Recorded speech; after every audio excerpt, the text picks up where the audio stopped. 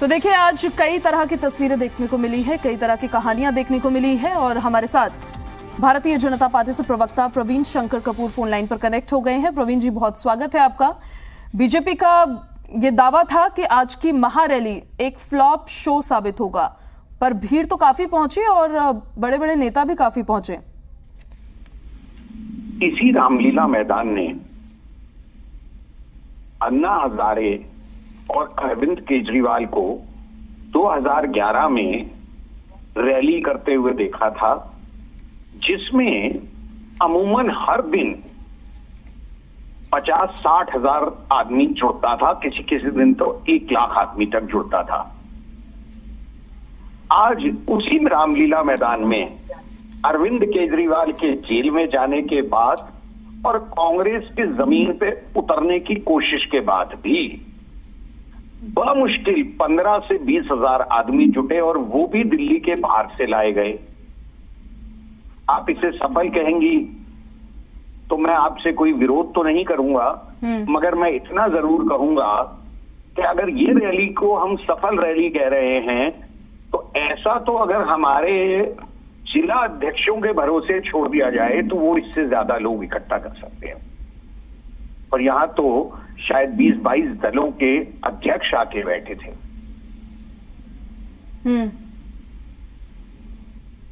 ठीक है प्रवीण जी, वापस मैं आपके पास लौटूंगी। घनेंद्र भारद्वाज जी भी हमारे साथ फोन लाइन पर कनेक्ट हो गए हैं, आम आदमी पार्टी से प्रवक्ता है। जिस तरह से घनेंद्र जी आम आदमी पार्टी को लेकर बीजेपी की तरफ से इस महारैली को लेकर ये कहा जा रहा था कि फ्लॉप शो होगा, उनसे वही सवाल किया मैंने आज कि लोग तो काफी पहुंचे वहां, शीर्ष नेतृत्व भी अलग अलग दलों का पहुंचा, लेकिन अभी भी दावा उनका वही है कि बहुत सफल रैली आपकी नहीं रही। आज की रैली को आप कैसे देखते हैं?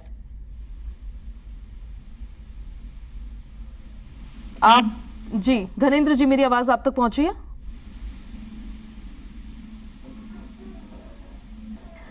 चलिए दोबारा से जुड़ने की कोशिश करेंगे। घनेंद्र जी, आपके साथ थोड़ा टेक्निकल प्रॉब्लम है, उसको ठीक करने की कोशिश करते हैं। वापस आपके पास ही प्रवीण जी आते हुए, आप पर आरोप लगातार विपक्षी पार्टियां ये लगा रही है कि लेवल प्लेइंग फील्ड ही आप नहीं रहने दे रहे हैं। जो आपके विपक्षी है या तो एजेंसियां उन पर छोड़ दे रहे हैं या कोई कार्रवाई करवा दे रहे हैं। ऐसे में आपका क्या जवाब है उनको?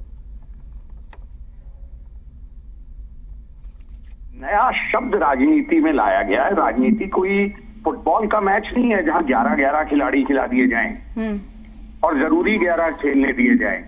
आप भ्रष्टाचार करेंगे और आपके भ्रष्टाचार को संबंधित एजेंसियां न पकड़ें, ये सुनिश्चित करना सत्ताधारी दल का काम नहीं है। आपने भ्रष्टाचार किया, आप पकड़े जा रहे हैं तो आप भुगतिए उसके परिणाम। ये हमने नहीं किया। भ्रष्टाचार करने को भारतीय जनता पार्टी ने नहीं कहा था। उस वक्त भारतीय जनता पार्टी कहीं थी भी नहीं जब कांग्रेस ने भ्रष्टाचार किए। उस वक्त भारतीय जनता पार्टी दिल्ली में कहीं भी नहीं थी जब आम आदमी पार्टी और केजरीवाल एक के बाद एक घोटाले कर रहे थे। हमारे तो 2-3 एमएलए थे। अब पकड़े गए हैं तो शोर मचा रहे हैं। ऐसे में ये लेवल प्लेइंग फील्ड बना दो, ये बड़ी नई चीज राजनीति में लाए हैं। और ये शब्द श्रीमान खड़गे जी लाए हैं, लेवल प्लेइंग फील्ड का वर्ड, जो पिछले दिनों में 2 बार कह चुके हैं कि राहुल गांधी शहीद हो गए।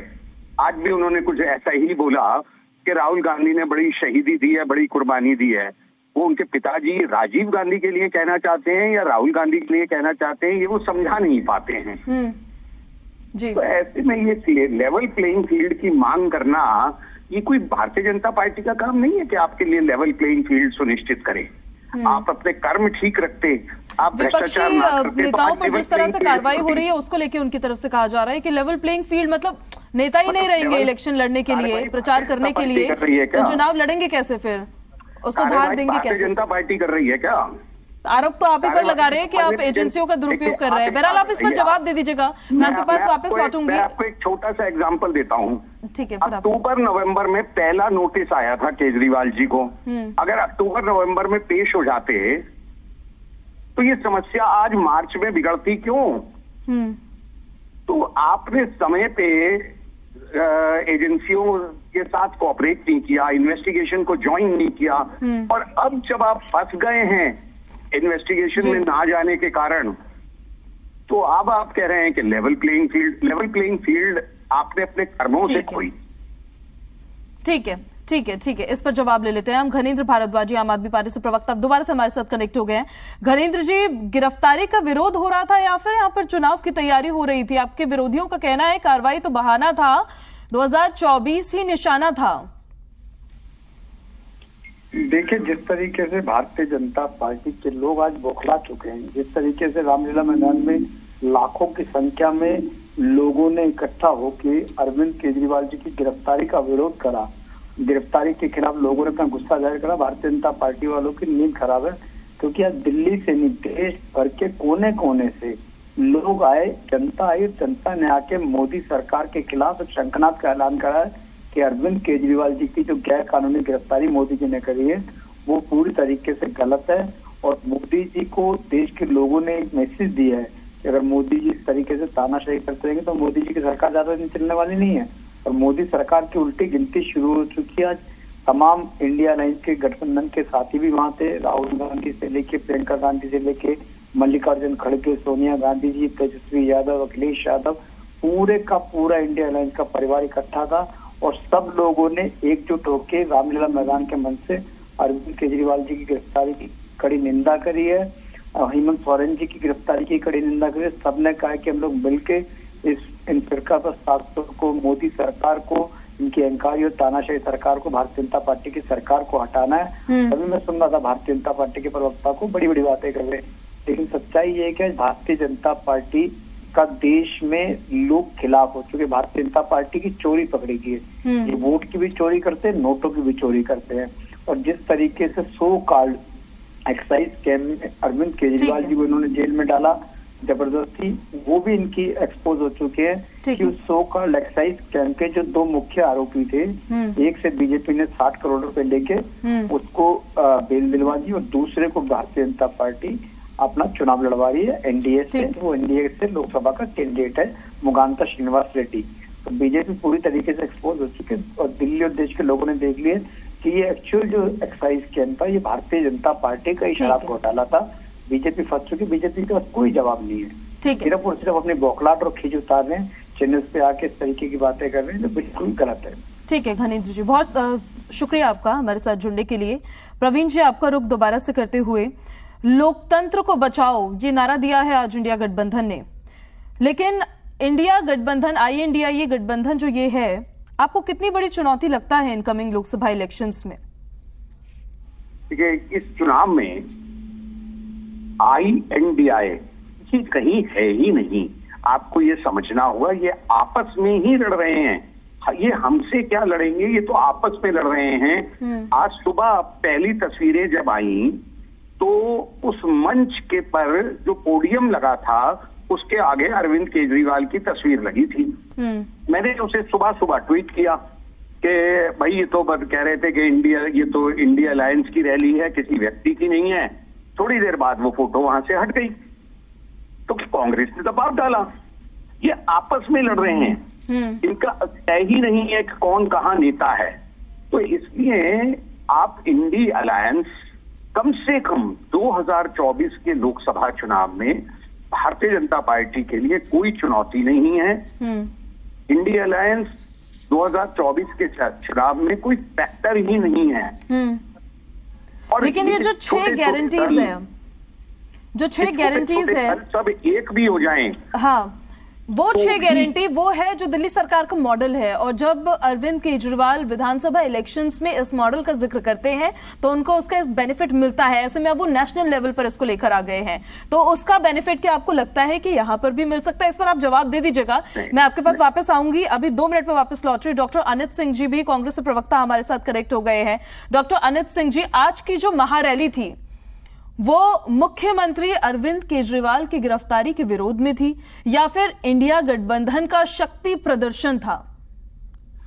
जी, आपके दर्शकों के माध्यम से मैं बताना चाहूंगा कि इस समय देश का जो सबसे पैरामाउंट इलेक्शन है वो दिखाई दे रहा है कि किस तरीके से हिंदुस्तान की सरकार, बीजेपी की सरकार, मोदी की सरकार सारे के सारे संवैधानिक संस्थाओं को थता पता कर सिर्फ मैच फिक्सिंग करके ये चुनाव जीतने का प्रयास कर रही है। ये उसी का प्रतिकार है ये आप छोटे छोटे दायरे में सोचने की जरूरत नहीं है। लोग देख रहे हैं कि किस तरीके से प्रिंसिपल ऑपोजिशन पार्टीज के बैंक के खाते सीज किए जा रहे हैं, किस तरीके से विपक्ष के बड़े बड़े नेताओं को, यहाँ तक कि मुख्यमंत्रियों को जबरदस्ती जेल में डाला जा रहा है। देश देख रहा है कि किस तरीके से सारे के सारे भ्रष्टाचारी इस समय नरेंद्र मोदी नाम के व्यक्ति के पीछे लामबंद होते जा रहे हैं। ये वही लोग हैं जिसका नाम नरेंद्र मोदी साहब चुनावी रैलियों में लिया करते थे और बताते थे कि 70,000 करोड़ रुपए का घोटाला है। लेकिन आज वो एक एक करके, चाहे वो अजीत पवार हो,